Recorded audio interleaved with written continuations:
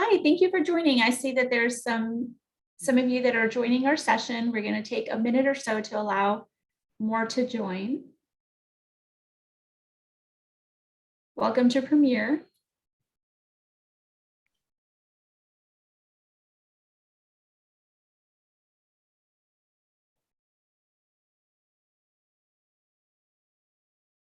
Okay, I think we will go ahead and get started. Hopefully everyone can hear us okay. I'll start off by introducing myself. My name is Amanda Torres and I serve as the Director of Admissions Counseling. So I work in our undergraduate admissions office. And today I have two special guests who are here to share about film and digital media. So thank you for joining us.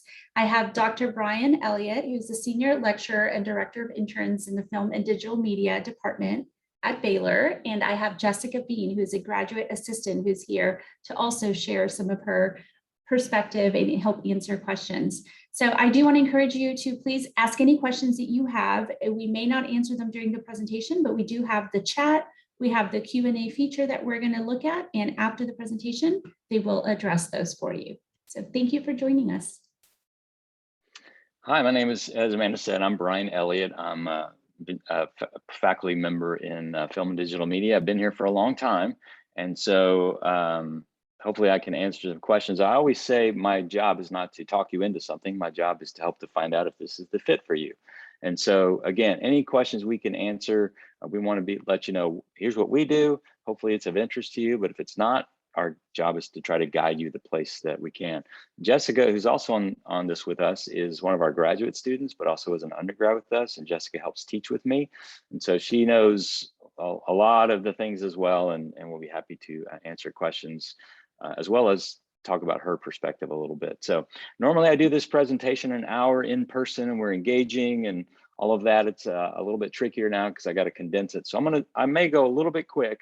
But again, please know that interrupt us at any time through the chat if you can, and we'll be happy to pause and backtrack if we need to. Okay, so let's talk about the FDM major a little bit because some people aren't even sure, well, how does this whole degree thing work? And so if you came to Baylor and FDM, you'd be getting what's called a Bachelor of Arts degree. And that's a degree where we ask you to be exposed to things beyond just film and digital media. So you'll take classes like English and political science and foreign language, and it's because a liberal arts degree is endeavoring to make you a well-rounded person. And so in film and digital media, we're not just trying to teach you to use equipment, although we will teach you that, but it's also to think about what stories are out there, what stories do you want to tell, and how do we help you tell those stories, and what stories came before you.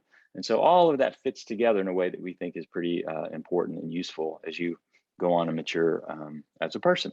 So it's 124 hours over your 4 or 5 years or however long you come here. 36 of those hours would actually be in your major. Now, what we try to do is give you a lot of flexibility. So 15 hours of your major, of those 36, are required. And then 21 are electives, which means you can pick and choose whatever you want. And so our goal is to help you have some freedom in terms of, well, I want to be this kind of a person. Great, let's help navigate you toward that. And someone else wants to do something completely different. Well, we want to help you do that, because here's the reality. Film and digital media, if you think about it, every corporation, every government, every nonprofit, every entity engages now in some form of media. And so we have students from all over the place who want to do a diverse number of things. And so our goal is to try to help you in whatever path you might want to do. Out of those classes, 6 of those are what we call pre-FDM, and that simply means making sure you have a foundation before you're fully invested in the FDM major. So Jessica helps me teach a class called Production Methods 1. And as a freshman, we try to get you in quickly and let you start messing around with the equipment and learning how to do the things that we do, so that right away we're engaging you in the process rather than trying to wait until you're a junior or a senior and getting to finally touch the equipment that you might want to get to play with and mess around with. So after you get the pre-FDM, then you'll engage in your major. 6 hours of those 36 hours, or 1/6 of your major, could actually be internships. And that means you can go and work for a company anywhere in the world and engage with the people who are actually doing this for a living. And so you can tell we put an emphasis, and you'll hear some more about that, that we're trying to get you out and engaging with the folks that may employ you at some point, because we know that's part of this major. It's a part of life, obviously, is networking and letting people know, hey, I'm a hard worker and I've proven myself with you. And now you're somebody we might want to bring on our team. So 6 hours of your major can be internships. They don't have to be. And then 6 hours can be independent study. And all that simply means is an independent study is you have an idea of a topic or a thing that you want to study or research, and you approach a professor and say, hey, I want to do this. Will you meet with me one-on-one over a semester, and let's do a course in that? And assuming the professor agrees to that, now it's a class that just you and he or she are doing. And so I've done this, like I teach screenwriting, and I've done a lot of one-on-one projects with students who want to write screenplays or television scripts. I've had people do short films under me. I've had people do explorations of different directors like Spielberg or Hitchcock, or you can name it, but it's a way that you can, again, design some of the degree to the things that you're most interested in. We have some complementary degrees, which you can read about, or we can talk more later, but one of those would be communication specialist or media management. Then there is an FDM minor. So some people want to major in something like business or English or other things, but then they want to get a good foundation in this as well, because we know it impacts everything. And so there is a minor. All minors at Baylor are around 18 hours usually of your overall number of degrees. And then we have a master's degree, which is what Jessica is a part of. And so in our master's program, we have a number of assistantships. And so there are students who can come here. Baylor will pay for your graduate degree. And as well, in Jessica's case, she helps teach. And so she actually gets a stipend or a salary to help teach us, our students, and work with us and be one of our colleagues, not just a student, but one of the actual faculty as well. So that's kind of the overview of the degree. And now I like to just talk about the areas of concentration. You won't necessarily see this in a book anywhere, but this is sort of how I see things shake up or shake out. And you'll see a lot of overlap. And so there is a lot of opportunity for these things to cross-pollinate as we go through. But a lot of our students come here to do production. And when I say production, that means make anything, management and new technology, and then research and media effects. So let's hit each of these briefly as I check my time here. So in terms of production, of course, you'd want to know what resources do we have. Well, we have a full production studio. We have editing labs, a color lab, audio suite, computer labs, video game lab, all the cinema gear and cameras and stuff you can imagine, VR and AR gear. We have smart classrooms. The point is we have a lot of stuff available to you because, again, our goal is to get the stuff in your hands, equipment in your hands, to give you the tools to make the things that you might want to make. And so we're well outfitted in that regard. In terms of production, I'm not going to go through all of these lists, but the main point is we have a lot of classes geared toward production to help overall learn these things, but also specific areas like perhaps you want to focus on audio or color grading or editing. And the thing I want to stress here is you'll see on the far left, there's production methods 1, and then there's production methods 2. Those are the 2 gateway classes. They build on each other. So you take production methods 1, then 2, and then the world opens up to you. And so again, I want to stress at Baylor, what we try to do is focus on undergraduates. And so we're trying to get you engaged quickly. So you take those 2 classes, and then you can take virtually any class that you want to take, because now you're considered an upper level student, even if some students are only sophomores when they get through those things. So again, we're trying to make this stuff accessible to you. Our students make all kinds of things, as you might imagine. The ultimate of this projects, there's a short film class, a directing class, and then there's a thing called film workshops. And what the workshops are is for the last 20 years, during the summers, we usually 2 professors will oversee a project, and then we'll bring in a professional cinematographer, a professional sound person, professional makeup, professional cast, and then the rest of the crew are students. And over the last 20 years, we've shot 6 feature films. They've all been distributed. The most recent feature film is called 7 Short Films About Our Marriage. Google it, go online. You'll see it's available right now. It just launched about 2 months ago. And so you'll find it on iTunes and Epics and other places that any other film would be distributed. And then the other 2 posters are a couple of short films. The top one I helped produce with another professor named Maverick Moore. The bottom one I produced and wrote. But my colleague was a professional audio and graphic designer. And so again, we're trying to bring professionals in to come in, and professionals know when they work on these projects, if you're the cinematographer, your job is to mentor the students that are coming up under you. And so out of this experience, students have worked 5 weeks, 12-hour days, Texas heat, let's make a movie. And they know, is this the thing I might want to do for my career or not? They've also made relationships, professionals who've mentored them over those 5 weeks. And we noticed their experience when they go on and make their own projects after these workshops, their quality goes way up because they've seen, oh, this is how people really do this. And so that is one of our goals. All of our films, we're playing with all the toys that you might imagine. These are just some of the pictures. I don't have time to talk about all of them, but again, just you can tell we bring in a lot of toys to play with as we work on these projects. And then they have a life outside. So not only do we distribute them, they all play festivals. A film that I wrote and produced in 2018 called Blur Circle, you can see it was reviewed. It played a week in Los Angeles in a theater and was reviewed like any other movie. This one by the Hollywood Reporter. Thankfully, we got a kind review. And so again, it's an opportunity for students to create more resume material. They get IMDb credits, and they're considered now, oh, they're part of the working professional community of the film world. And so that's what we've tried to do over the last 20 years or so. We also have our own film festival for students. So this is a student-only festival where they submit their work. They are chosen and selected. They're actually winners. You can win cash prizes and trophies. There's also a screenplay competition. Often alums will serve as judges for the screenplay competition that I oversee. And it's an opportunity for students to have their work screened to the community and get the experience of having other people, a packed house, watch and an audience enjoy, hopefully, the work that they've created. We also know that Waco's not the home and so of entertainment. And so we also spend a lot of time bringing in guests, distinguished guest speakers. And so everybody from the far left, you can see Matthew Modine, who was working on Stranger Things when he came in with one of our alums. The two guys in the top left there, it's Johnny Hancock, who did the films The Blind Side, Saving Mr. Banks, The Highwaymen, just did a movie with Denzel Washington called Little Things. The bald guy in the middle there is named Derek Haas, one of the creators of Chicago Fire, Chicago Med, Chicago PD. Like, again, people at the top of their game that come in, spend a couple days or a week with us and just share their experiences and engage in classes. For example, Derek might come in and I'll let my students pitch their ideas to him and he'll get to hear, okay, well, this is how I would listen to that if you came into my office and told me that story idea. Kara Kilmer as well on the left. Meg LaFave down at the bottom, she won an Academy Award for Inside Out. Again, during the pandemic, we couldn't bring her in, but she was willing to Zoom in and Skype and talk to our students about her experiences. So that's one of the things that we really try to emphasize.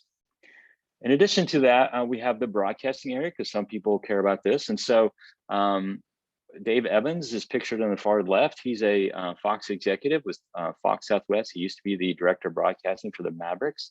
Every spring, he teaches a class on sports broadcasting, and we'll take the students up to the Mavericks. But we also have Baylor Vision. We also have KWVU that students work with, intern with. Some of them actually get paid jobs with Baylor Vision, especially. And again, it's that opportunity to work in a live environment if that's the thing that you want to work in.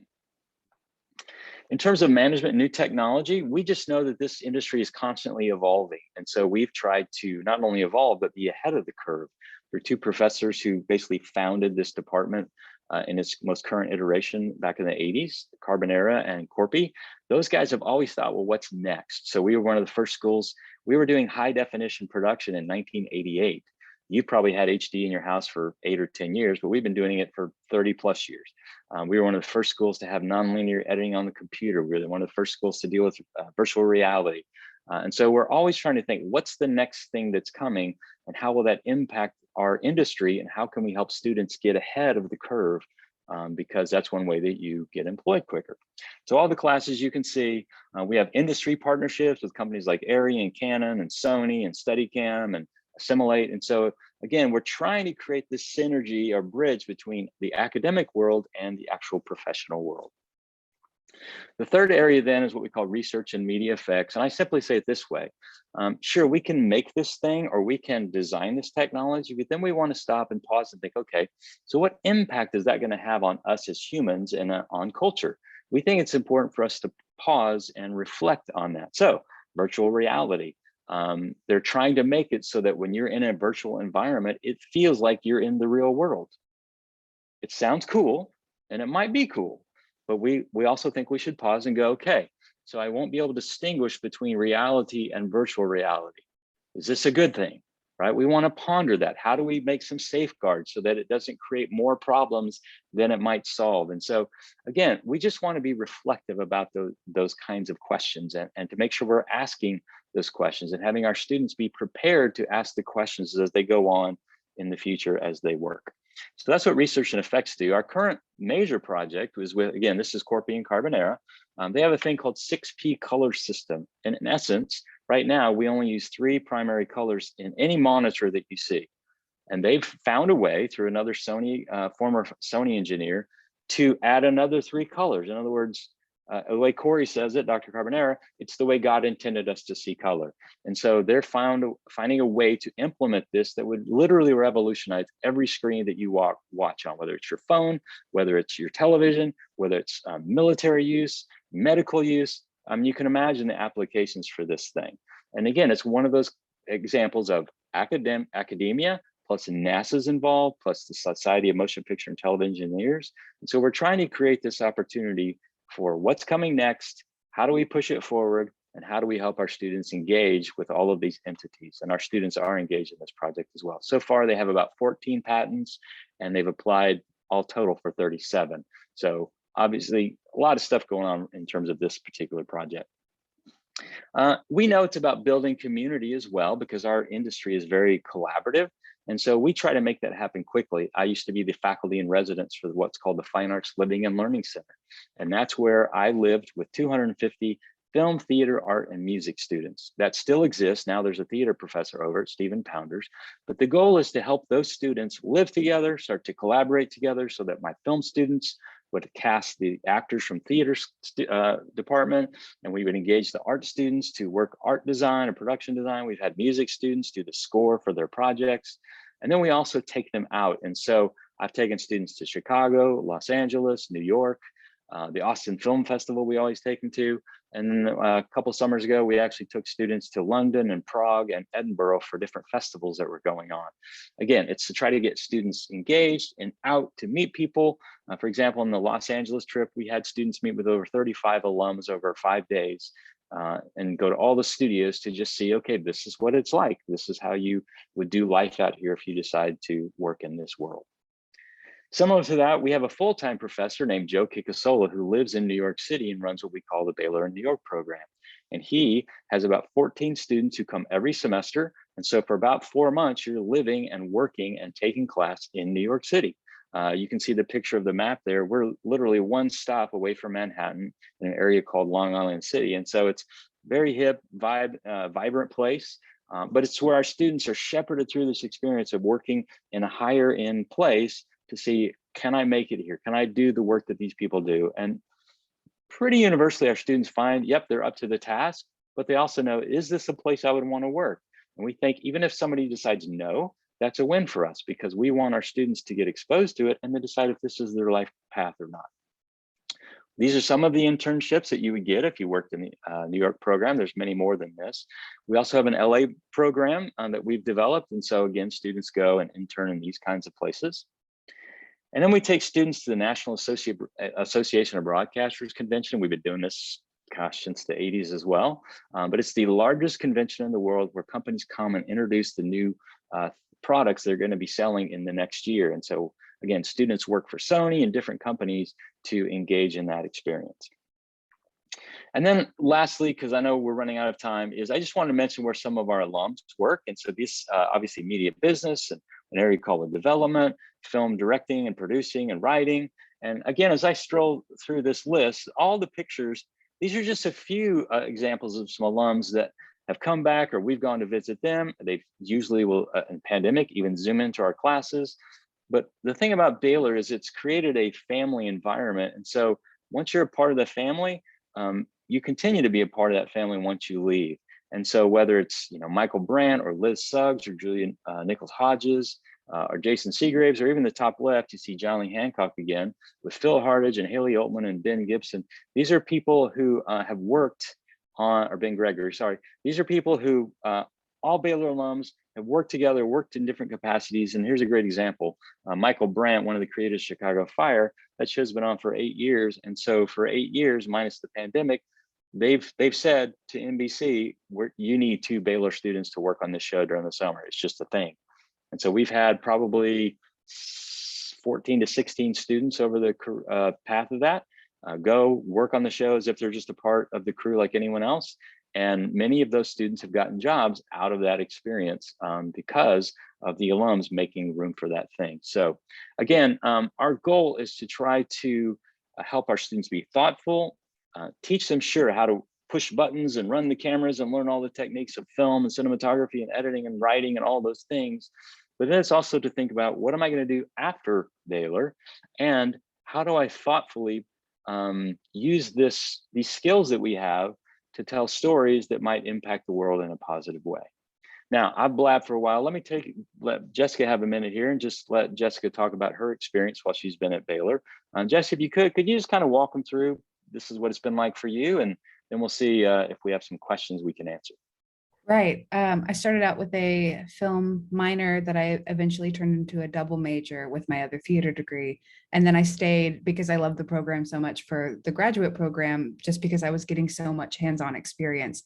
I was on the field in Baylor football games, helping with camera operation. I've helped with documentary shoots. I've been a producer, I've been cinematographer, editor, writer, director of my own types of things, helping my friends, building a community. And it just really feels like I've had room to play with what I want to do. I can find out by trying these things what I'm kind of vibing with. So it's been really great. And I feel like I've grown so much. A recent example is literally about a month ago. I, and along with another colleague, Matthew Autry, were reached out to by a studio in Nashville called Brentwood Studios to create a project. We're just calling it the Liturgy Project. And so I was attached to produce this thing. Matthew's the writer director. But then I knew, well, we needed to get some students involved. Plus I knew I couldn't be on the main 4-day shoot. And so I looked at Jessica and said, hey, Jessica, you want to do this?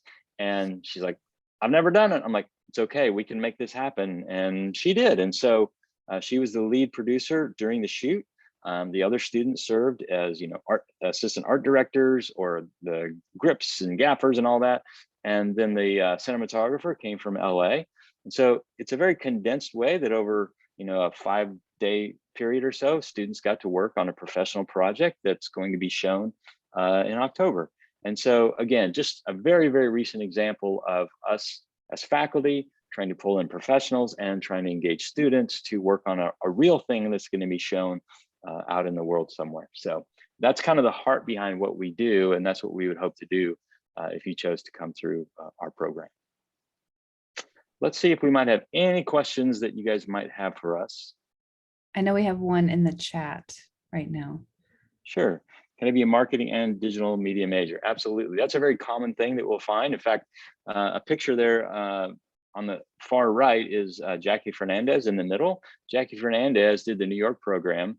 And afterwards, she got a job. She's now a director of social media for a company in Dallas. And so again, new technology, Twitter and Instagram and all that stuff.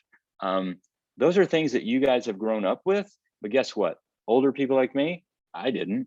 And honestly, people who run companies don't really want to take the time to figure all that stuff out. But here's the thing, you already know it. You're already an expert in those things.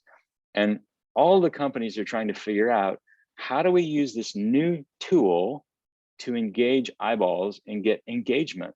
And I may not know it that well, but guess what? Jackie did, and probably you do. And so all the more, almost every major company is thinking about not only making what we call narrative or scripted stuff or unscripted stuff, which we call reality, but also it's what they call branded content. And branded content simply means, how do we tell the story of a company or a product in a way that engages consumers, right?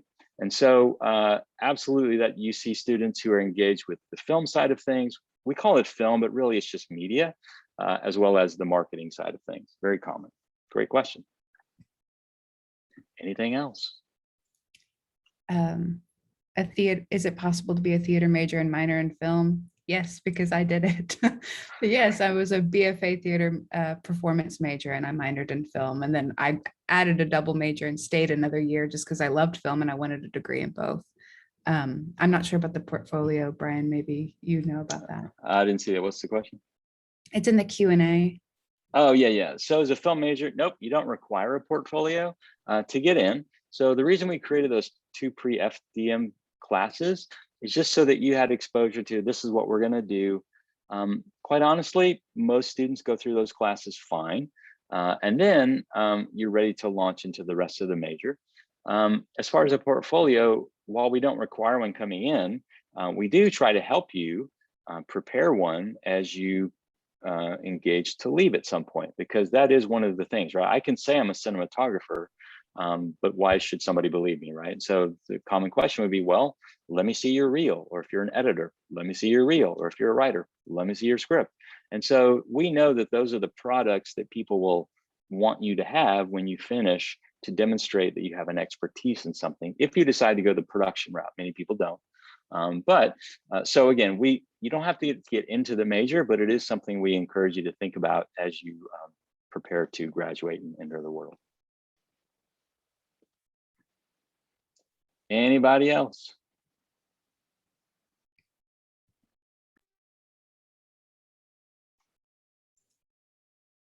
Okay, well, I don't see any more questions coming in. If anyone has a last minute question, have a couple minutes that we can see if there's any other questions. But if we don't have any coming in, thank you so much for joining us today. Enjoy the rest of Premiere. And Dr. Elliott and Jessica, thank you so much for joining us for today's presentation. Absolutely. It looks like there's one more thing in the chat. Oh, John Pate. Hello, John Pate. That's amazing. That's awesome. That's another thing, is like, I've now started teaching students of people that I taught before. That's how long I've been here. But one of the things we've talked about before is it's such an evolving, exciting industry, because things keep changing. And so we love working with new students. Even on our feature film projects, one of the things we say, because people say, well, what's it like working with students? And we say, well, here's the thing. What students lack in experience, they make up for in enthusiasm. And so I can bring on a cinematographer who does this every day, but she may be like, okay, it's just another project, but it's not just another project to a student. So professionals like coming to work with our students because there's a revived energy that happens to teach and to give away the things that they've learned. And so again, if this is a place that you might find yourself wanting to come to, if you have any more questions, please don't be shy. I'm sure my email address is somewhere in all the information, and Jessica as well. So please don't hesitate. That's why we're here. And if we can be a help to you at all, we'd love to do that. So bless you guys. Good luck the rest of your day. And I hope you find some good direction in your path of what's coming next. Great. Thank you. Thanks everyone for joining. Bye. Bye.